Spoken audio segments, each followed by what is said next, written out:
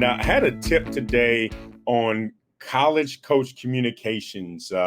Normally, I would go and physically visit a lot of high schools. I've been virtually talking to students, parents, coaches this entire time in 2020. And one of the biggest questions is, how do I approach college coaches? How do I communicate with them? How often do I communicate with them? And when do I follow up with them? When do I check in with them? Just so many questions that go out about communications, right? But let me put it to you this way. We all do this every day. Alexa, order groceries for the week. Siri, call grandma, right? So we're so quick to communicate in our daily lives using this, but when it comes down to contacting college coaches, we're not confident. We think we're going to say the wrong thing, and we think if we say one wrong thing, it may ruin our son or daughter's chances, or if our student says one wrong thing, it'll ruin their chances. Now, to be fair, college coaches are online looking for prospects. Right now, they can't physically be in person a lot of times watching you play, especially at the Division I level. So they need you to communicate, right? So let's talk about three different types of communication, right? We're going to talk about initial communication. We're going to talk about follow-up communication. We're going to talk about check-ins, right? Initial communication, right? If you're a student athlete and you're listening to this, or a parent of a student athlete listening to this, creating an initial engagement with the college coach is really good no matter when you start the process. If you're a senior and you haven't gotten in touch with college coaches yet, it's not too late. If you're an eighth grader or a freshman, it's not too early, okay?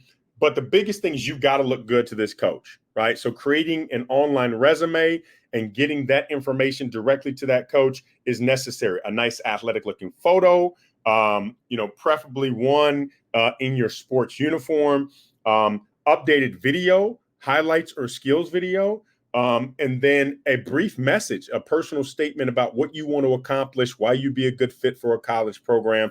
That needs to be organized. Initial coach communication.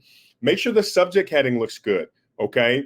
Has your name, your high school, what sport you play, what position you play, your GPA, and then in the body, a couple of paragraphs. You don't need to write the coach a love letter, right? These college coaches know that you're 15, 16, 17 years old. Short message, concise message to that college coach about who you are, what you want to accomplish, and then ask the coach a question, right? Ask them what they think about your video. Ask them, any kind of feedback they can give you on your performance, and then ask them when is a good time to follow up. All right. The next piece is follow-up. You send out initial communication and you need to follow up with that coach, right? Now, follow-up may be, on Twitter. It may be through the NCSA platform. It may be through text. It may be through email. It really depends on how that coach prefers in initial communication and when they get back to you, right? So if that coach likes to text, you're probably texting back and forth with them. If they like to use social media, you're probably going back and forth with them. Use the mode of communication that's more familiar and a best fit for that coach.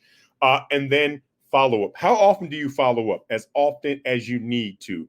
Coaches will let you know whether or not they're feeling harassed. But normally what they're doing is they're putting you in different boxes. These are the students that I need to be following up with. And then these are the students that I'm going to put on hold and maybe send more email communications, more camp invitations, more, simple communications, more versus advanced communications. Just a quick story. I remember initially communicating with my mom to the University of North Carolina, sending them video, sending them my transcript, sending them my resume, right?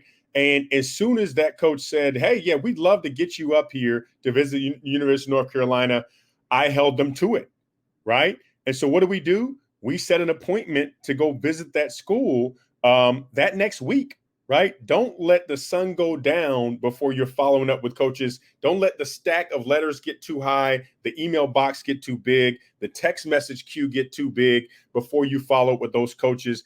they do the courtesy of following up with the initial communication, you respond in a timely fashion.